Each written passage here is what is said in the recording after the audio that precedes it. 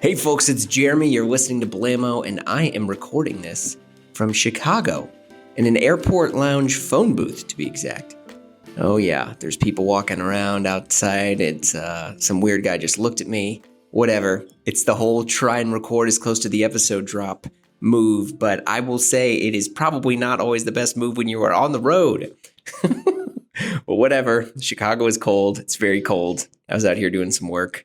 More on that later, but I'm out here for a couple days working on some stuff, and then I head out to Paris. Yeah, I'll be out there as you're hearing this, I bet. We got lots of fun stuff cooking up out there, and yes, we're definitely chopping it up with some folks, but this week, it's Bijan Shahvali from Intramural. Bijan runs one of my favorite vintage shops and is an amazing collector and curator. We chat all things intramural, working with Drakes, why the t-shirt is the tie, nostalgia, and Bijan shares a few tips on how to make your old shirts new again. By the way, I've been leaning in on that tip. All right, here we go. So how have things been going? Because I've known you for a while. I've always wanted to have you on the pod. They're good. Yeah, things are great. It's this work, my intramural, the vintage practice is like it's always evolving, so it keeps me on my toes. But I'm also feel like I'm in a sort of a nice groove. Mm-hmm. It's the holidays too, so this is the funnest time of year. You get to interact with the most people. You get to sales are people are buying. People are in a buying mood, so it's things are good. Yeah. I am curious, like, because I always wonder how I feel like, and I could be mistaken, so please correct me on this stuff. That like for folks like you, and I talk to people like Brian Davis and Wooden Sleepers and other folks who are in the kind of vintage echelon. I'm like, are most of the people that shop with you, are they shopping for themselves, or because I feel like it's hard to get something really, really good vintage, but maybe I'm just thinking of clothes. I mean, I think. The stuff that I deal in is it's a lot of referential stuff. It's a lot of oh, this is like from a movie, or this is from a record label, or this is from a fun restaurant, or like a restaurant, like iconic restaurant or whatever. And those things I think are gifty in a sense, because it's like you think about a person, you see this T-shirt from whatever movie, you're right. Like, oh, that, like, my brother really loves this movie, like, let me get him that T-shirt. Or my wife, like, we always go to this restaurant, and it's like, let me get her the mug or the T-shirt from there. So I think there's a lot of things that I sell that I think might spark a gift idea for people. Yeah, touche. I agree. Let's kind of jump into intramural, because I think most people know you for that, but I mean, you haven't been doing intramural for like your whole career, no? I mean, when did you get to New York? We'll put it that way. I moved to New York in 2014 from LA. I grew up in LA. And yeah, I just sort of, I was working in the food and beverage space, specialty food, sort of like in the marketing and sales space. And I moved to New York because I was like, I really, a point in my life where I wanted like a change, and New York always like energized me and felt very exciting to me. So when I moved here, I worked as a sales manager for a British tea company. So I was selling tea, stuff like English breakfast, matcha, etc. So yeah, it's a lot of like sales stuff. It's a lot of getting to know people, going to stores, restaurants, trying to sell tea. Can you explain the allure of tea versus coffee? Because I'm a coffee guy, and I have on multiple occasions throughout maybe the last 10 years, I've been like, you know what? Fuck it. I'm out. I'm done with coffee. I'm just going to be a tea dude, and I'm going to get all these weird things. I'm going to get like oolong, and I'm going to get this, and I'm getting jasmine, and I'm getting all these things. And I'm done with coffee because I'm on this elevated plane of tea, and it lasts for about 2 weeks. And then I'm like, bring back the mud. I'll keep it 100 with you. I mean, for the first, I still drank coffee while I was working there. And it, like, for the first 2 years, I felt like scared walking in with a cup of coffee, because like it felt like I was drinking like you were endorsing the competition. Yeah, I was like on the enemy. Yeah. Which is absurd when you think about it. And that's why I stopped caring. But I think what is interesting about tea is that it's there's the ceremony around it. You're kind of sitting around. It takes time to steep.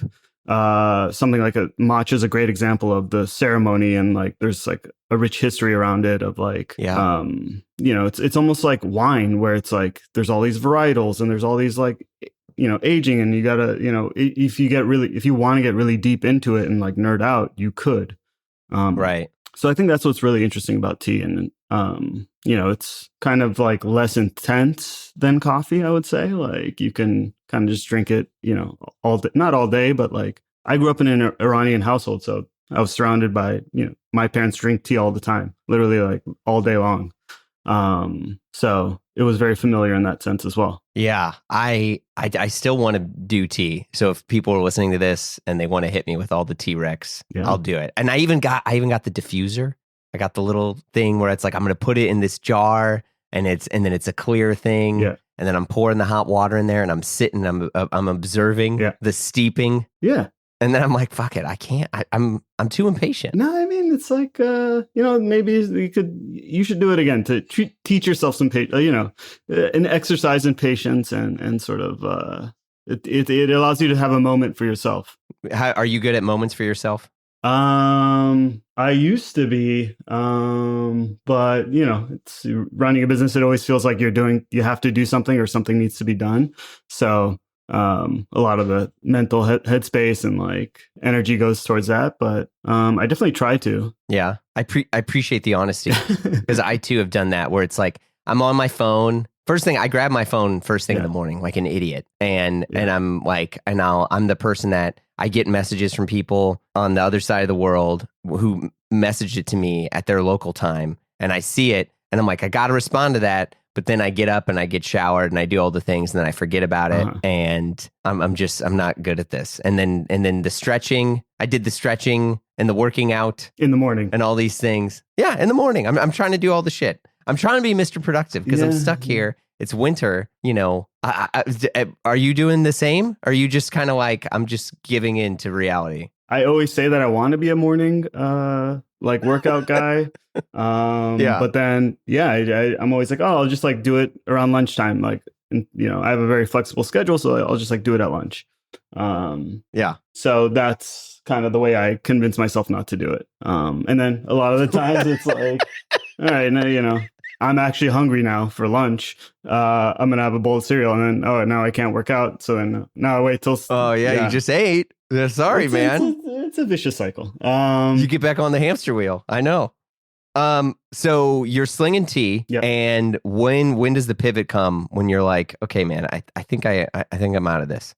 Well, no pun intended. I was brewing on the Intramural, starting something like Intramural for like maybe a year and a half, and then I think it was 2018 or 2019.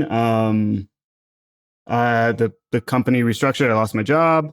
And then I was like, okay, this is the time. This is the go time to do it. If I'm going to do it, like, now is the time. Because up until that point, I was like, I have a job. Like, I have all these other responsibilities. I'll like do this side project later. And it was sort of like, what better time than now to go for it. And did you have stuff already where you're like, I can sell this, or were you like, because some of these things, like, there's a lot of people, I think, who have ideas to do stuff, and they sit there and they write it down and they look back at it, every few months, and they say, this is my idea, I'm going to pursue this.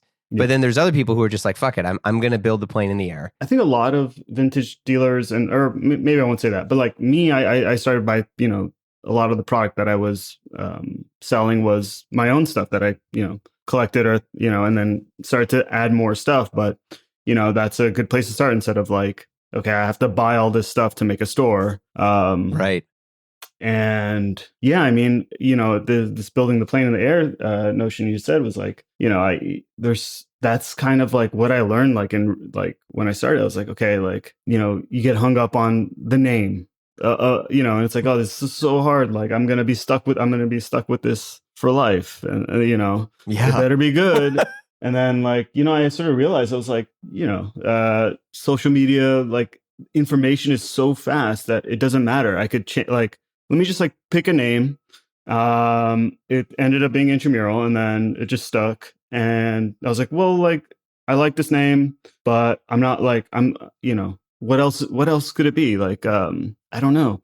And I was like, okay, I realized that I could always change it. Like nothing really, like everything moves so fast that like if I was to change it, like I could change it tomorrow and probably in a week or so, like it wouldn't make a difference. Like, because you're the product and the brand, or because you just really feel that people are more, because I think when you're saying that, right? I mean, the other argument against that is there's people who develop an affinity towards a brand. Right. And the fact that, if I buy something from Intramural, it's an Intramural product. Yes, it's vintage, but because it came from you, no matter what, the significance of it is the fact that it is Intramural, that it is from the brand of you. So like, was that something you were thinking too much about? Or are you just like, no, man, once it's gone and it's out of my sight, I mean, it's now your memory. I mean, no, I do think that like in vintage, there's like a lot of like, it's each seller, each curator, etc., however you want to phrase it, is like, they're bringing their perspective, their like interests. Right. So it is a very personal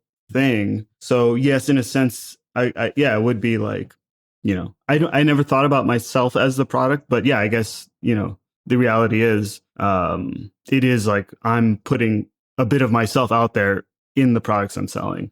But it was more just like, I think it's like, if I decide to come up with another name, it's not as like, daunting of a task to rebrand, I think, than it was like 20 years ago. And it's also like in its infancy, like no one knew who I was, and it didn't really like, I could just like come up with something new and then like try and build that. So I tried to remove all the weight and like pressure of like each little decision in starting a brand, like to sort of just to get going and like figure it out along the way. Like, I mean, because I think this stuff about your site, and looking at it and your brand design, it looks very like, I just chose the template. I'm not going to make this too precious. I'm just going to like make something that is going to let me continue to progress. But if you inspect it closer, and for someone like me who's just like always wants to understand the details, you've kind of carved your own lane for how you present everything. I mean, the same style hanger, the same style background, the same style like inventory shot, that it becomes this really sort of like beautiful designed experience for your products that are all unique and one of one. So like, how much, when you were thinking about making your brand and this stuff, were you thinking about the presentation of each sort of SKU? Immensely. And thank you for the kind words. Yeah, I mean, I think I that was very important to me, of like how things are presented. Yeah. When I first started the site, it was basically, I had just like everything on a white background, and like photoshopped everything, so like it would look like all the products are floating on the site. Yeah. But what I quickly learned was like basically, if I'm gonna make this a real like business and actually like sell things, like I need to sell a lot of things, and I can't spend time. You start to think about like, how is my time better spent? Is it me like putting all this time into a product that I have one of?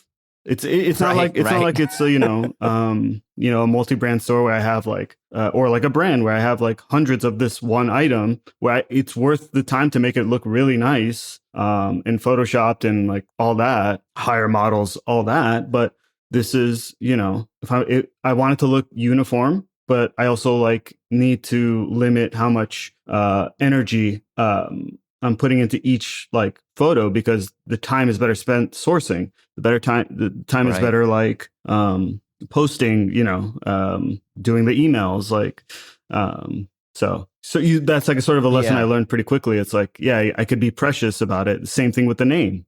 You can be precious about every little detail, but if you want to if you really want to do this, like you like have to make concessions, or like, be realistic about, the economics of running a brand like this. Yeah. I mean, but I think you really adopted that in a way that you kind of owned it. And like, here's the thing too. It's like, I spend probably way too much time on the internet, like most people, and much of it in the realm of like menswear, fashion, e-com, etc. And I've noticed for myself, I'll look at a website from a maybe a multi-brand or a mono brand, and I'm like, oh, cool. I'm really glad everything is kind of white out or it's on model, and it because it's new and unworn. I want this kind of preciousness to it.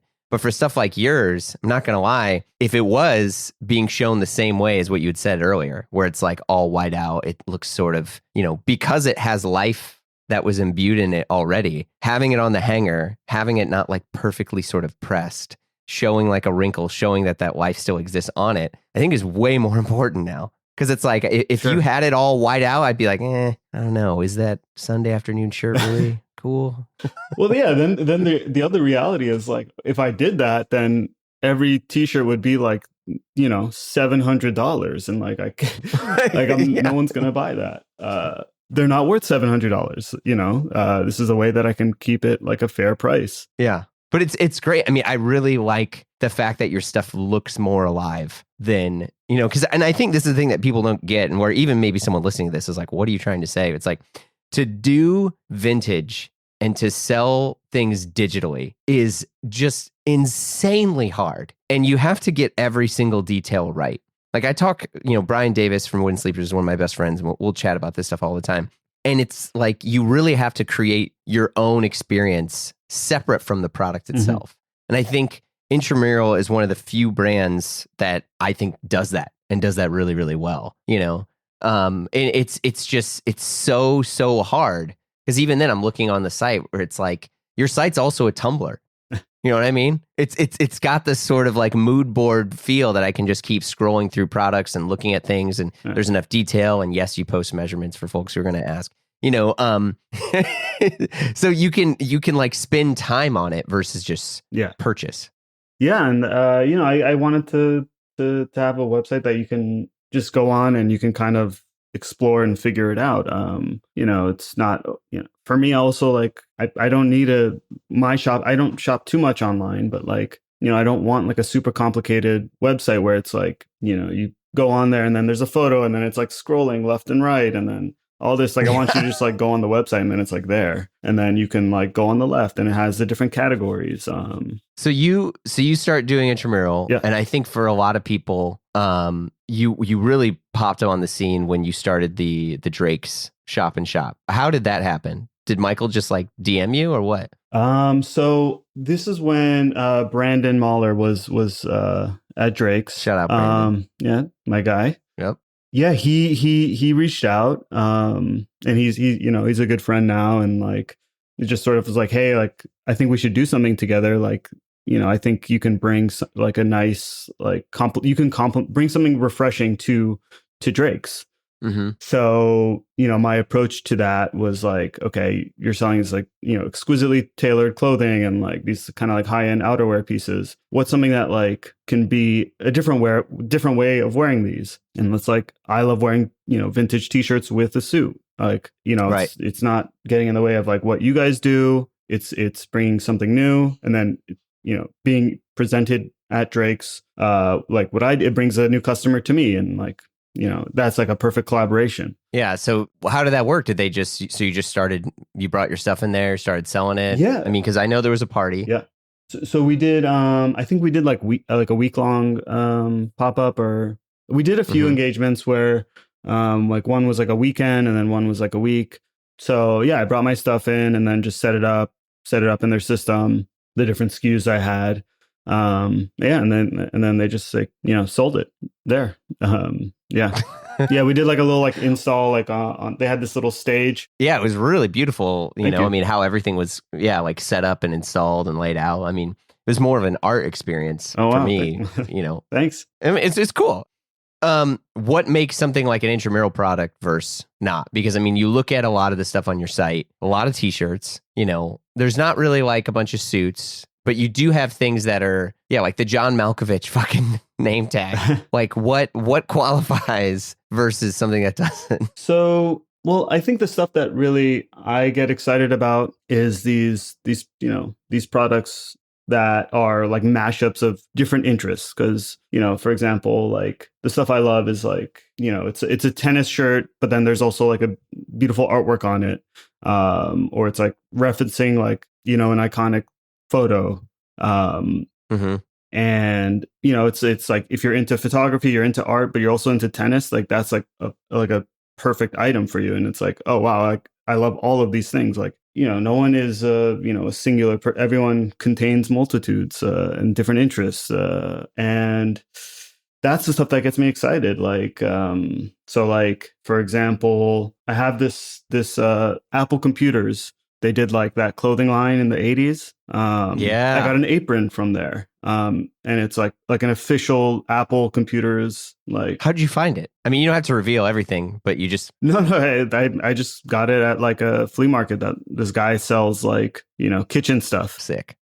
And like I was like, this is sick. Someone who loves design and like also cooking. Yeah. Like this is also the absurd, like it's kind of also like a novel absurd thing that there's an Apple computer, like an official Apple computers apron. Yeah. So stuff like that like is interesting. And it's like I also like when I started Intramural, I sort of the motivation or the way I was thinking about things is like kind of when you go to someone's home for like a dinner party or whatever, and there's like, a cool piece of artwork or like, there's a cool like little thing on their mantle, and you get to ask them about that. And then they tell you a story about like where they got it or what it is or like who they inherited it from. Like, so the story was like really the nugget I wanted to like hone in on in all the different like products. So like my hope was that Intramural would be part of, in the future, people's stories of like, oh, I bought it from this like this website, Intramural. Right. Yeah. I mean, did you have stuff like that already for yourself that like things have memories? Sure. So I say this because a friend of mine, he's kind of like Tyler Durden in a lot of ways. Like he does really well. And he kind of was like, oh man, I need to have a home. Like I need to have like a good place to live. And so he kind of just went to Design Within Reach and bought a living room. And it's cool. Like, don't get me wrong. He's got like a cool USM setup, yeah, but he's got a print on the wall. He's got, an Eames chair. He's got a cool rug. He's got the Noguchi table. And it's cool, right? It's fine. But it's very kind of empty. Because I remember I went to his house and I was like, dude, what? This is an amazing print. I was like, where's this print from? And he's like, oh, I don't know. And I was like, oh, shit. Yeah. That sucks. You don't know it? I was like, what is there? I was like, is there what made it special? And he's like, it just kind of goes with the room. And I was like, oh man, kind of empty. Yeah. I mean, there's also like, I also like wanted it to be something where it's like, you can add your own little flair to what you're wearing. Like, I think like that's a cool part of personal style is like something that has like a personal significance to you. Like, yeah, if it's a hat from, again, your favorite movie, it's a part that like, you can't readily buy. You can't go to the like vintage hat factory and say, give me one of those, please. Yeah, true. So I think that's why vintage is interesting, and it not only with what I do or the stuff that I sell, but also like as a whole. That's why I think people are really excited about it, is that it's like in this kind of time of everyone knowing everything and kind of the result being sort of like a mono culture in terms of like style, and like everyone kind of looks the same. Vintage is like one way where you can like get stuff that not everyone has and feel, like you're bringing actual like personal style to it. Yeah. Was there a person that, when you were trying to figure out Intramural and even like for yourself getting dressed, I mean, you have your own very unique personal style. Were you like, I want to look like this guy? And if so, who was it?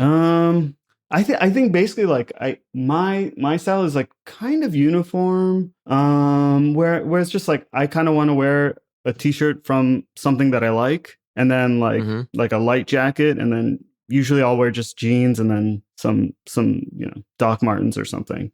And that's why I like wearing the t-shirts with the suits. It's like makes it really easy to like. The t-shirt's the tie. The t-shirt is the tie. The t-shirt is the foundational garment to me. And the graphic t-shirt will never die, no matter what anyone says. How come? Because I think it's like we all want to signal who we are in a way. And, there's, as a person evolve, I think there's a t-shirt for everything in the world. Go on. Like, as you evolve as a person, your interests also evolve or change. There's going to be a t-shirt for that. Like in 5 years, we're going to talk, and I'm going to be maybe into gardening or something. I'm going to move, to the burbs. And then I'm going to get into gardening, and then you're going to see I'm going to wear like weird gardening like t-shirts and stuff. Checks out.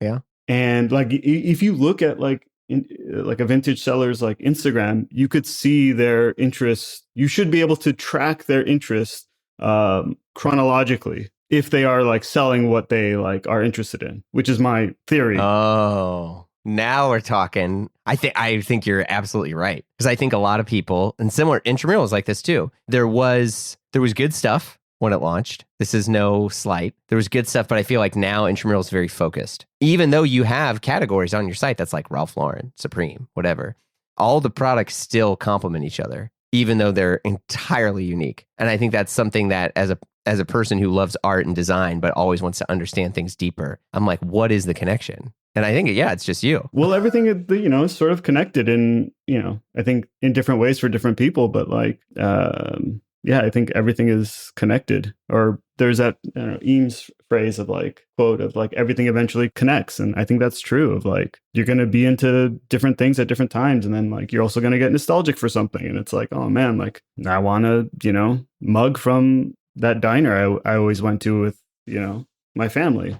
Yeah, I'm in that now where I have a mug that was my dad's, Mhm. and it was a mug I was never allowed to use when I was younger, Mhm. which honestly, to look back, is really stupid. Like my kids can use whatever fucking mugs they want. But my dad had a mug and it had his name on it. And when he died, I got his mug. Wow. And it's the greatest fucking mug. That's so cool. But it's made in like Korea, Uh-huh. which is not really that normal these days if you're buying a mug. It's got his name on it, and it's got some explanation of like what his name means, which, I don't even know if checks out, but he has that. And I care so much about these things now. See, these are the stories. This is what's like so cool to me. Like, but how do you sell it then? Well, that you wouldn't sell. You don't sell that. Well, yeah, for sure. Yeah, I guess you're right. I got a mug of a diner someone can buy. Yeah. There's plenty of diners. Yeah, I mean, I think there's like, that's, people ask me, is there stuff that you wouldn't sell? And it's like, yeah, it's like stuff that is very like specific to me that like, no one's going to get, but it's also like, or no one's going to understand in the way that I do. Like I found a shirt from the art school I went to when I was like 6 years old. And like, that doesn't have value for anyone, but to me, it's like, that's priceless. And like, does it fit? Yeah, it's like, I think what the staff wore. But yeah, it fits me. And yeah, it's like, how often do you wear it? Probably, it's in the current rotation, so I wear it probably like every 2 weeks or week. I don't know. Have there been things that you've bought and you're like, oh man, this is precious, and I don't think I'm going to wear it? Like Chris Black and I talk about that all the time, where he's got a stack of shirts he just won't wear, which I get, but it's because they're important to him. He's like, it's like, it's a piece of art. Yeah, I mean, there's like stuff like that where I'm like, oh, like I should like, break not in case of emergency, but like only break it out every now and then just to like, for some reason, like preserve, it's sort of like a, weird psychological thing, but like, because I like don't want anything to happen to it. Like, so it's, and I have like, ashtrays in my home that I don't want to put anything in because like, I don't want anything to happen to it. And like, it was like one that I inherited from my grandfather. So it's like stuff like that. Like, yeah. What are the stuff that you're nostalgic for now, other than your art school from when you were 6? I think I'm sort of going back into a band tee era for myself personally. Okay. Yeah, just like sort of, I think about the reason why I like became interested in stuff like merch and graphic shirts was like seeing my brother like wear them, and like my sister like wearing all these like band tees that I thought were sick. What were the bands? So this is one that I got was like a Rollins band shirt that okay, it's like the exact one that my brother had that I found. And then there was one, so like he had that, and then he had like a Lollapalooza one, and then like a Tibetan Freedom concert one, and then like all these like crazy like Beastie Boys ones that I was like, please tell me, Mom, they're somewhere in the house, like, or where are these shirts? But like they're obviously gone now. Ugh. And yeah, I mean, that's like sort of like what I'm sort of nostalgic for. And like after, for me personally, I think I don't know if that's something I'm gonna particularly or will like offer for sale. But I'll never say never, but like, yeah, I guess that's sort of what I'm personally after. It's weird because in my head, I'm like, okay,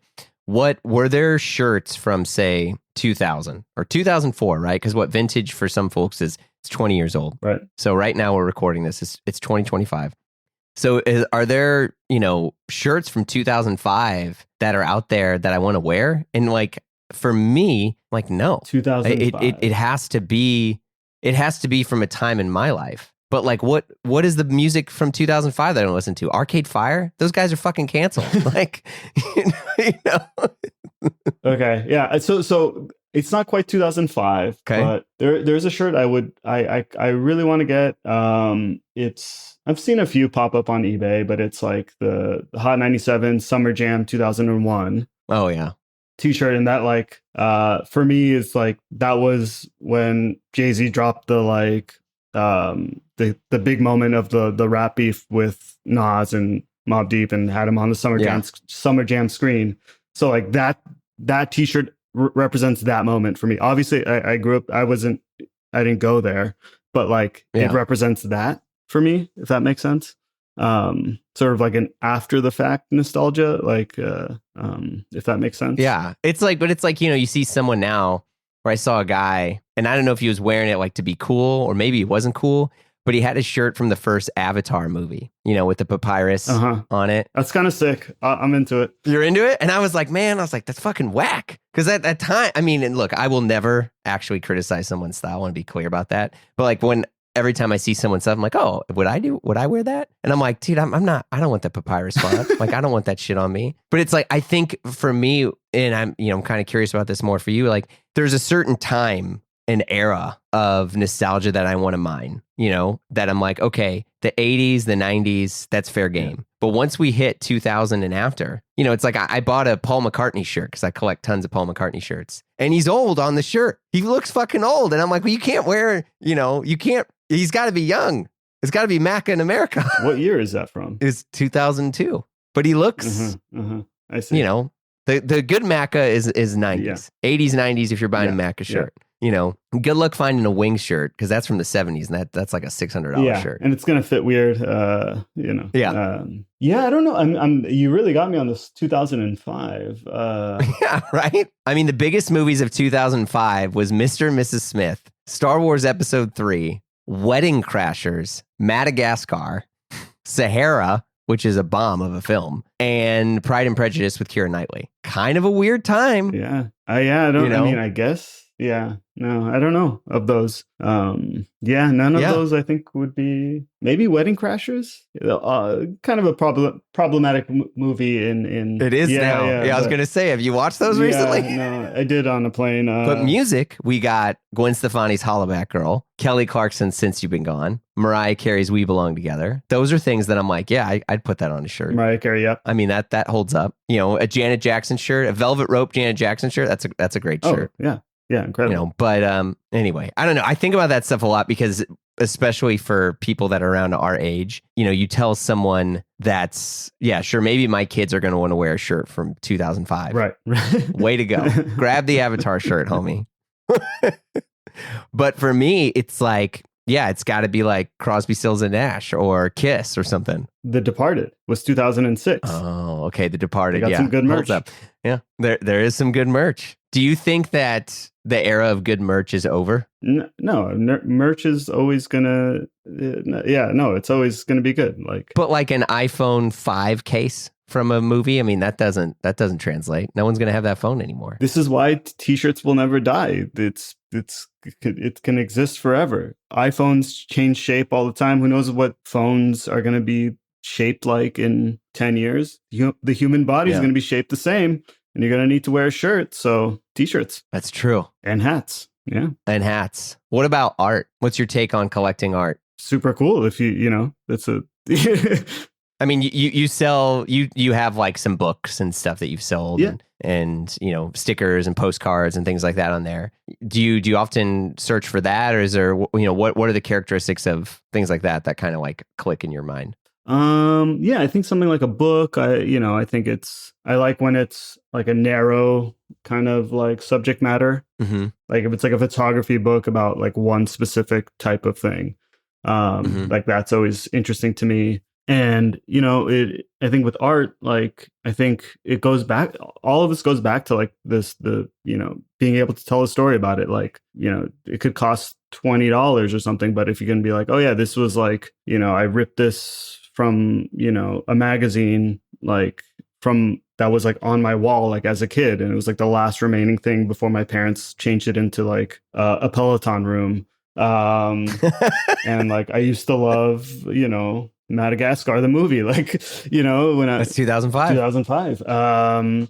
So that's what's more compelling to me than like, you know, this art is worth this much or this artist is hot or whatever. Like, you know, there it is. And I think that's the thing too, because it sounds more that you're not judging anyone's collections or telling someone what to collect, but it has to have a personal story to have value. To me, that's the more interesting value.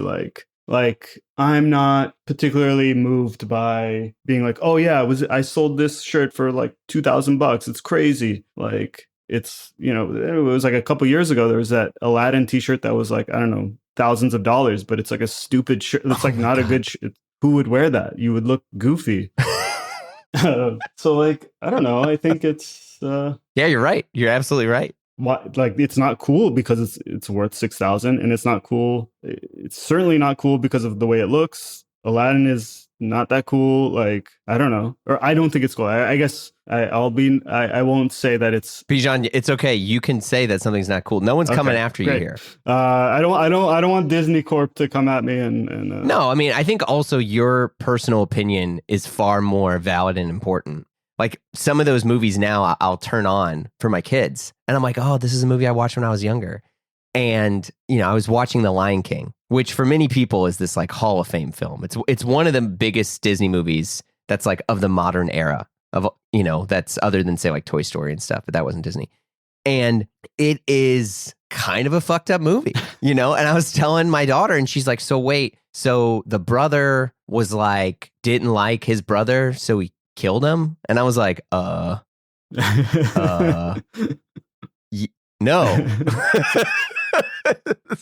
I mean, but it's like, yeah, it's, you look at stuff like that and you're like, man, Lion King's whack. Aladdin's whack. Yeah. Okay. Here, I'll say that, like, you're going to look like silly wearing it, like a shirt that, you know, has Aladdin, like, as, you know, guy in his 30s, 40s, like, it's very hard to make that look cool. Like, I'm all for wearing vintage stuff and like, I try not to like get caught up in trends and all that, but like, yeah, there's no way that's going to look cool on you. Okay, what about say wearing Pokemon stuff now? Because Pokemon is like it's not retro. It's right now. You know, even though people are getting into say the 30th anniversary of Pokemon's next year, but it's still new because there's a game that came out, you know, a couple months ago. No, it's not for me. Not cool. I don't know. It's not cool. Goodbye, Pikachu. Yeah, no, it's like I don't know what the science or calculation is of like, I don't really have that to say that this is the reason that I don't think Pokemon or an Aladdin shirt is cool is because of X, Y, or is not cool is because of X, Y, and Z. And then like this X, Y, and Z, you know, tennis US Open shirt is cool. I don't know. There's no like alchemy behind that. Like, I just like, that's, I can only say that like, yeah, my immediate reaction when I see that is like cool, not cool. I don't know. Okay, US Open, cool. Not all of them. Oh, okay. What's the bad US Open? Whatever they're doing now is not good. Why is it not good? It just seems very phoned in, and like kind of like bleh. You mean all the Grey Goose glasses that people are? For some reason, I don't understand why people are hoarding those. I never understand that. But like, yeah, I feel like there's like the US Open stuff that I'm excited about is like kind of the more has like cool artwork on it. Like, there's a cool painting of a tennis ball on it. Like, that isn't like just saying US Open. Like that's sort of, which can be cool, but the stuff I'm more drawn to is like the kind of more artful stuff, I guess. Yeah, a friend of mine he's a designer, and he's going to be annoyed that gave out his secret here, but I'll put it on here anyway. He designs using Print Shop Deluxe on a Macintosh like Quadra, which is a computer that is barely alive. It's a 20 plus year old computer, and he's had to replace the hard drive because those don't last forever on a handful of times. But for him, he's like, there's a special, quality about the early digital era of design before you could like AI generative fill things. He was like, you're only limited to this palette, to this type of app. And he loves it. And he does a lot of cool designs for like legit companies on it. But there's this sort of beautiful blend of human like design mixed with a technological tool. I'm air quoting that word. And he's like, oh yeah, he's like the best stuff. And he teaches too. He's like, I tell people like, buy old computers. Like, if you're going to use Photoshop, you should be using what the equivalent is of Photoshop 7. And he's like, because there's too many possibilities. And so you're not able to like train your brain to really think and like push yourself to think like outside of the, the mold. Like you just can invent it. Like the fact that, even now I can launch Photoshop, do a couple different, sort of designs, and then just AI the rest is like kind of a shortcut. I don't know. I get, but it's missing the human touch, I guess. And yeah. Print Shop Deluxe, man. That's his MO. Haters will say it's Print Shop Deluxe. Yeah. So what's happening more with you now? So as what does the day-to-day look like in the current era of Intramural? Are you doing it full time? Yeah. I've been doing it full time, for 5 years, I guess now. And the day-to-day looks kind of different, depending on the day. But is it still just you? It's just me. But it, probably the most typical tasks are sourcing. So whether that's going out or going to another dealer or, getting stuff found online, sort of collecting that, processing it, which means washing it, and I got to do the measurements and sort of get the listing correct for the site, and then prep it for photography, shoot that, and then Thursdays I do like a weekly product update for the website. So like that's usually what my Wednesdays look like, is getting that ready.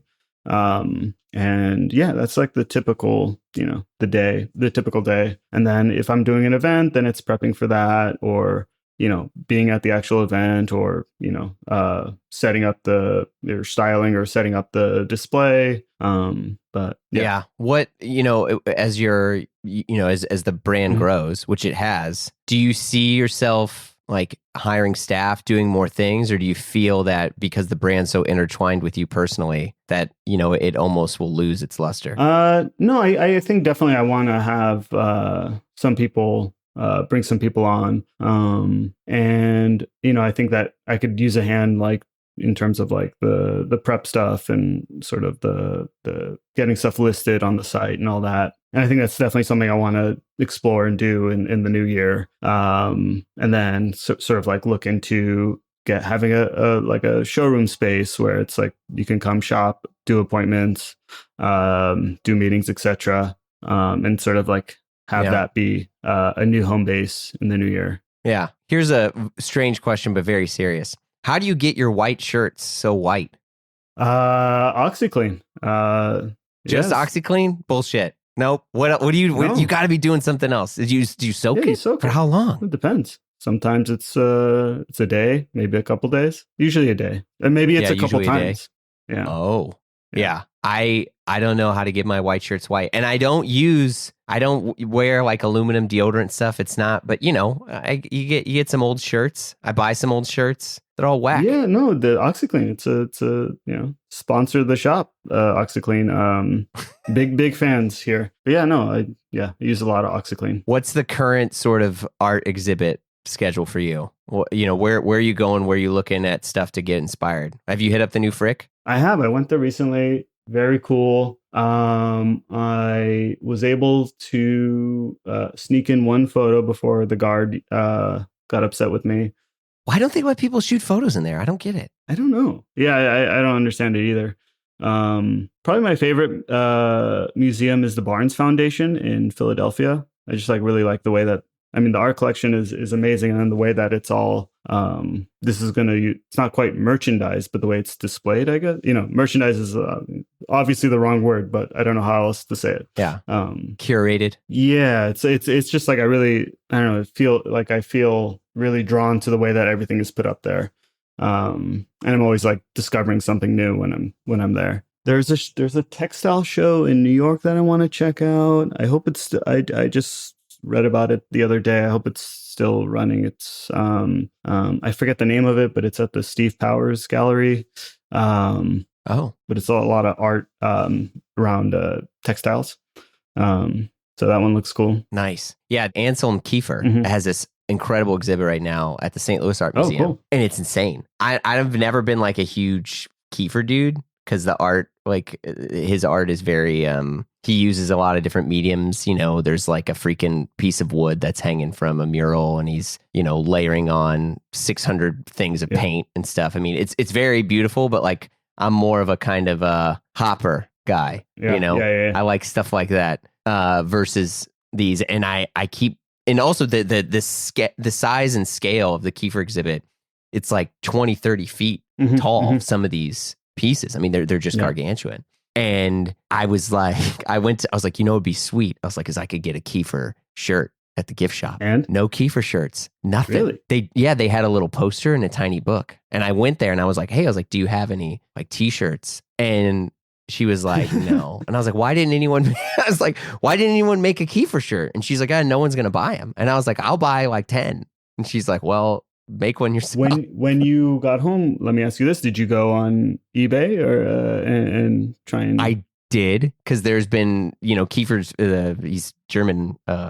He's been around for a while. I think he's like in his late 70s or something. But I looked up some shirts of his and none of them fit. And also I was like, I don't know. And then I also had to like Wikipedia. I was like, did this guy ever like use the N-word or like get racist at some point? I'm like just trying to double check. I was like, I don't want to do this. Yeah, you don't want to like flex on an artist and then find out that they were just like, a bad person. But he's clean. He's good. He's good.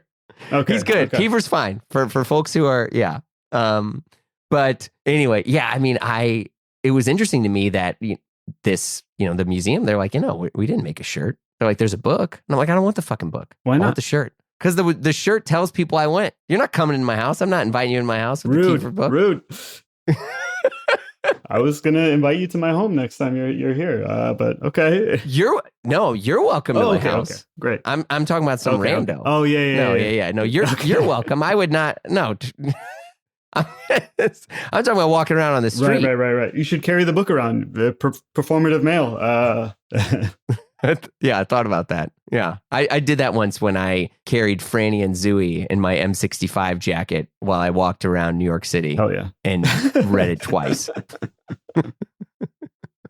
Do you see yourself ever evolving into making new garments? I mean, you've made your own stuff that's intramural, but like, do you ever see yourself collaborating with brands, making your own line? Or I'd really like to. I think there is a world in which Intramural could be a brand, or like sort of a platform to collaborate with other brands, to sort of bring the perspective to sort of a new product.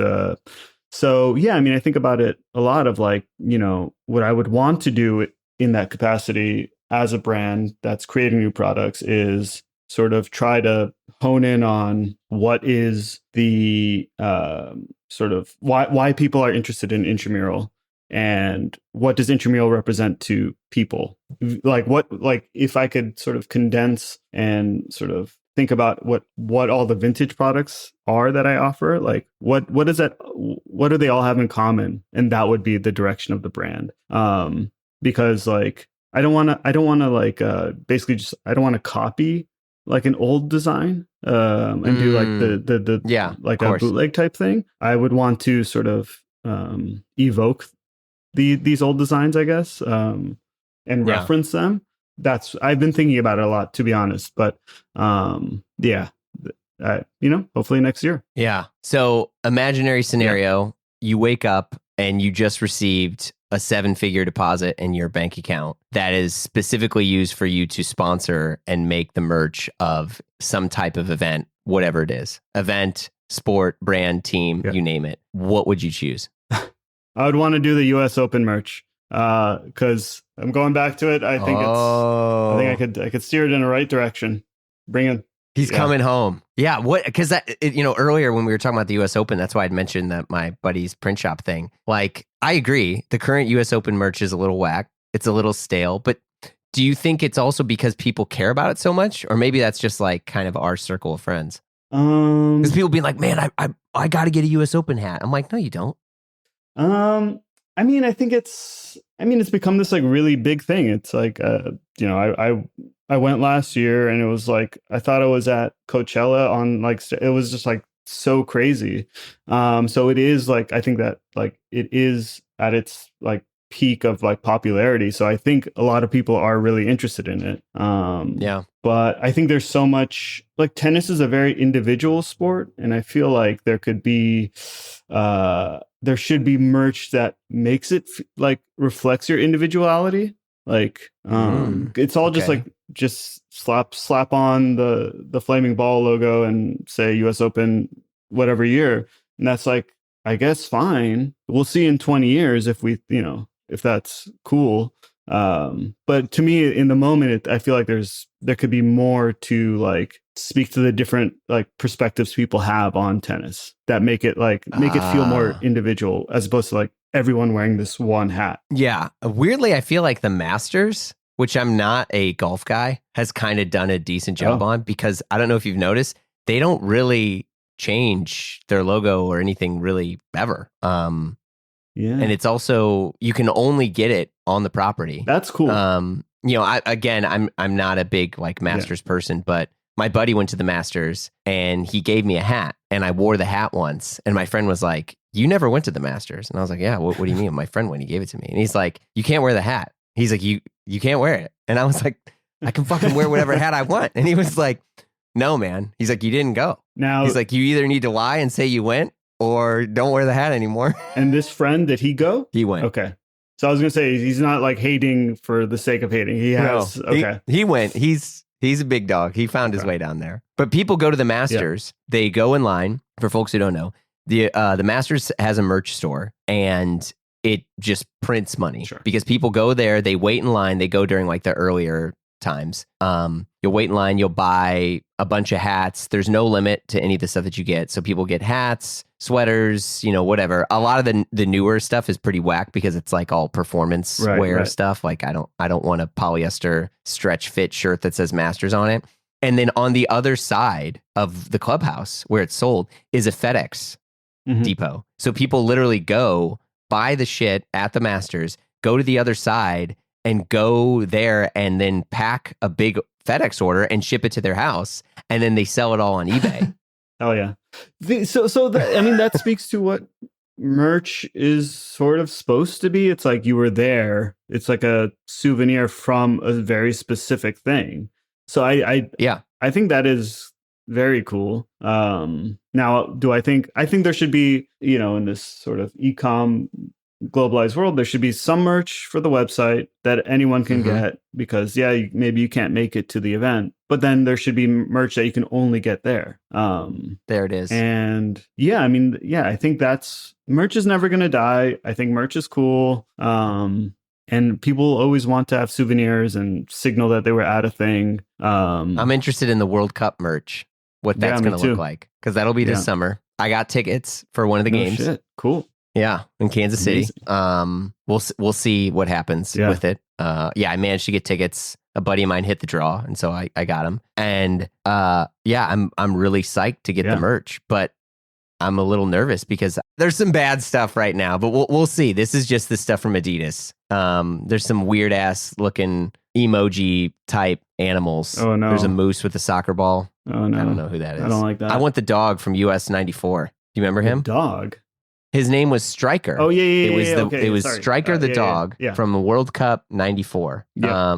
And he was dope, man. I had a T-shirt when I was younger, and it was just the dog. And I remember it said like Atlanta on it. Yeah, here. Oh my God, here it is right here. This is the shirt. I might fucking buy this on the pod. You don't have one. You do it with the Coca-Cola. Let's go, dude. I might He's get holding it. a Coca-Cola too. This is great. You should. Oh shit! I just bought it. No, it's good. Oh man, this is a bad idea. No, this is great. I'm very happy for you. This is good. But do you look at it? Do you see the stains? We got some stains on there, my man. Let's also add some OxyClean. Yep. This is a big shirt too, by the way. I mean, it's a very 22 inches across. That's a big boy's shirt. That's like a large. Yeah, I just clicked the link again and it said listing sold. So you really did. You're damn right it's sold. For the listeners at home, he really did buy it. I did buy it. I mean, it was $40. Yeah. It was $40, which I don't know what I just did. No. But I found another USA World Cup shirt and it is $200. But this looks brand new. No, this one is so good. The one that you got is so good. Yeah. Well, it's I'm very excited. Oh, I have some perhaps, I don't know if this is good news or bad news, but I think it's actually 23 inches. Fuck. It'll shrink. Don't worry about it. It's not going to shrink. It's 30 plus years old. It ain't going to shrink. It's done the shrinking already. That's true. It's done all that. You're right. It is almost 23 inches. God damn it. Oh no. It's okay. Just wear it with this. Just wear it with the suit. Don't worry about it. The suit's gonna cover it up. Double breast suit. Don't worry about it. Yeah, the suit's gonna cover it up, and then it just looks like I'm wearing a shitty shirt. Well, you're gonna OxyClean it first, and then it's gonna be less shitty. I am gonna OxyClean it. But see, this is what happens when you buy vintage for yourself, and I think this is a perfect example of why it just makes more sense to buy from you. Because I'll go online. I'm like, this is an amazing shirt. I got to get it. I buy the shirt. You're like, that's the wrong size. It doesn't fit. And so then I'm like, well, I'll just find a different shirt. So then you find a different shirt, you get it. It's like me and Levi's jeans, where it's like I'll have to buy 6 pairs of Levi's jeans for like $30 or $40 a pair to find the one that fits just right. You know, I'm exaggerating a bit, but I'll just be, clear. So next thing you know, I'm out a couple $100s for a vintage pair of Levi's jeans that fits just right versus go somewhere and just buy the one that fits just right. Yeah. And pay what it actually costs and it's clean versus, okay, now I got to get this. You got to let it soak. Now you got 6 buckets around your house filled with various stages of hot water and OxyClean, and then you try it on and it doesn't fit. And then what am I going to do with it? Yeah. Well, if you were like me, you would have a store that you could sell it. Yeah. I do not have the taste level you have to do this. It would just be, a bunch of weird Kiss shirts. Kiss shirts? And no. Yeah. I collect Kiss shirts. Really? I mean, I really like Kiss. Yeah, I know that Gene Simmons is kind of a piece of shit, and I know that a lot of those guys are kind of lame right now. But Kiss, Dylan, Paul McCartney, and any cool jazz era shirts. But the jazz shirts I can't afford. Jazz shirts can get pricey. Yeah. Yeah, I have a bunch of Montreal Jazz Festival shirts, and none of them really fit, and I think I paid too much money for it. So yeah, this is. A lot of people start stores because of stuff like this where they're like, yeah, I have all these extra shirts that don't fit. So, Yeah, I thought about it. I know. All right, Bijan, pleasure. Oh, pleasure is mine. Thank you so much. Thanks again, man. I'll talk to you soon. Yeah, talk to you soon.